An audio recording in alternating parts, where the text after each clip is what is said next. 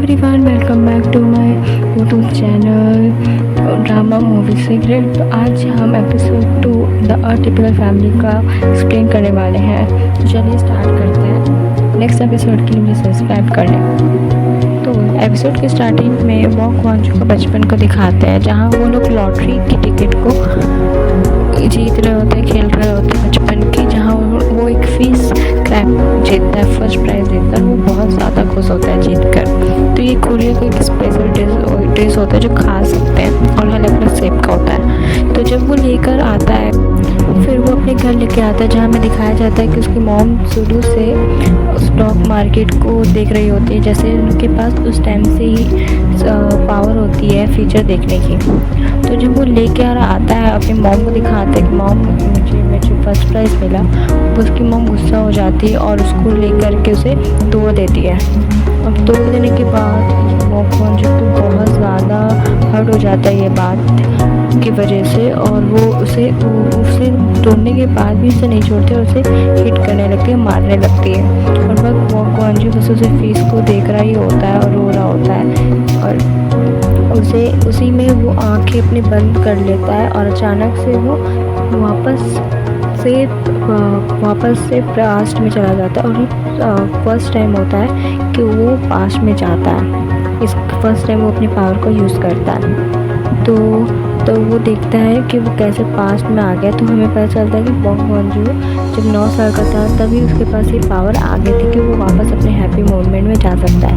But यहाँ दिखाया जाता है कि हैप्पी मोमेंट उसके लिए होता है, लेकिन सबके लिए हर चीज़ हर वक्त वो वक्त उस दूसरे के लिए हैप्पी मोमेंट नहीं होता। तो दिखाते हैं कि एक लड़की अपने डॉग को लेकर रो रही होती है, उसका डॉग डेथ हो जाता है बिकॉज ऑफ द एक्सीडेंट। तो वो भी बहुत ज़्यादा रो रहा होता है। वो सोचता है कि शायद मैं पास में फिर दोबारा जाकर उसे बचा सकूँ। तो वो बहुत बार ट्राई करता है उस लड़की के साथ दौड़कर से आगे दौड़कर डॉग को बचाकर, बट वो उसे छू ही नहीं पाता और वो जाकर दूर गिर जाता है। बार इसकी कोशिश करता है एक बार डॉग का बेल्ट पकड़कर, लेकिन वो टच ही नहीं कर सकते किसी भी चीज़ को। तो वो लास्ट में से दिखाया जाता है कि हैप्पी मोमेंट जो हमारे लिए होता है वह सबके लिए नहीं होता है। तो वैसे ही हमारी प्रीवियस सीन में दिखाया जाता है, वैसे जब आईना पैदा हुई थी तो उनके लिए बहुत ज़्यादा खुशी की बात होती है, लेकिन सबके लिए नहीं, क्योंकि फायर हो गया था स्कूल में।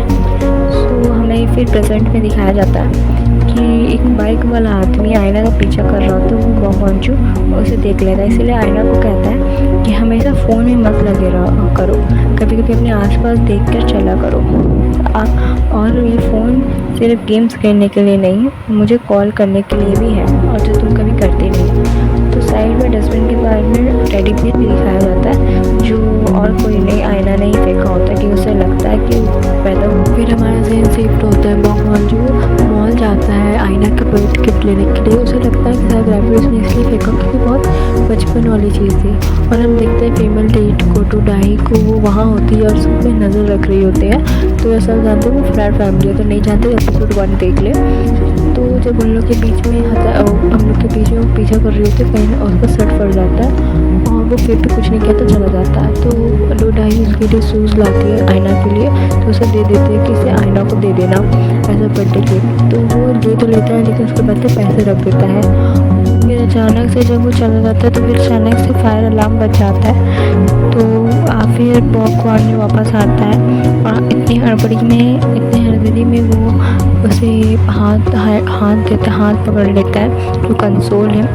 लेकिन अचानक से जब वो यहाँ वहाँ देख रही होती है, जब बहुत ज़्यादा नर्वस होती है फायर अलार्म सुनकर, तो वो यहाँ वहाँ देख रही होती है। जब वो वापस वॉक वांचू की तरफ देखती है तो वो वहाँ से गायब हो जाता है। अचानक से कहाँ चल के इसमें नहीं दिखाया गया अभी।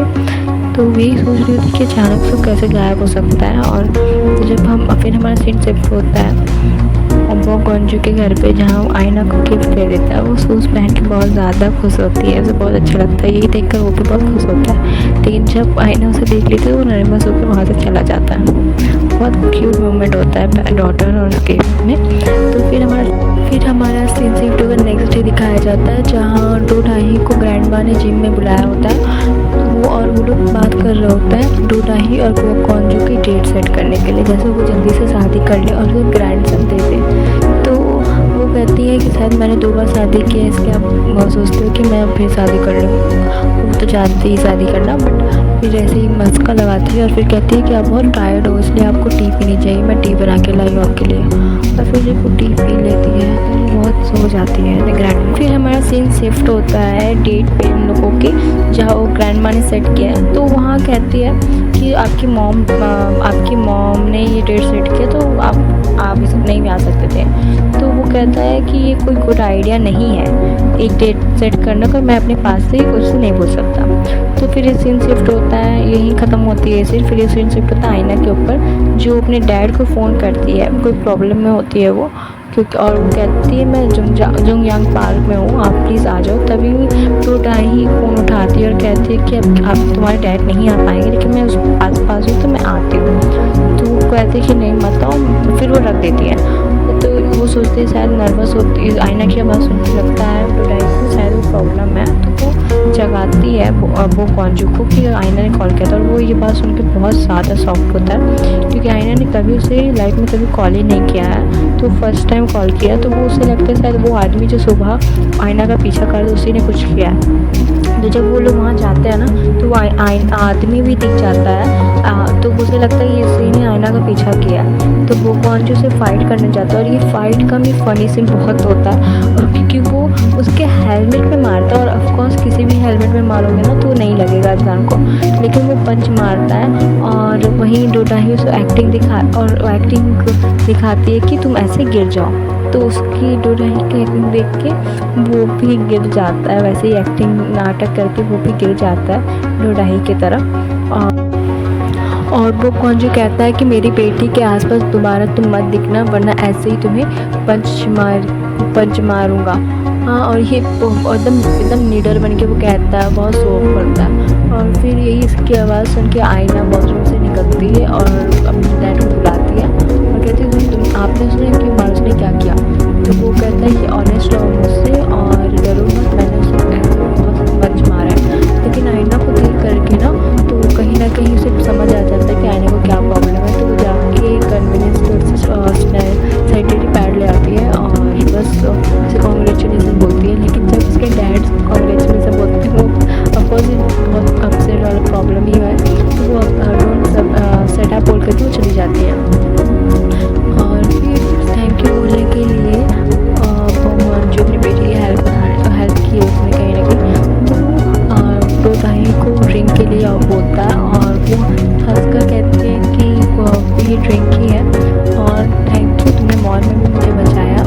तो वो कहते मॉल, तो समझ नहीं पाता। तो कहते हैं जब फायर अलार्म बजा था तो तुमने मुझे मेरा हाथ पकड़ा था।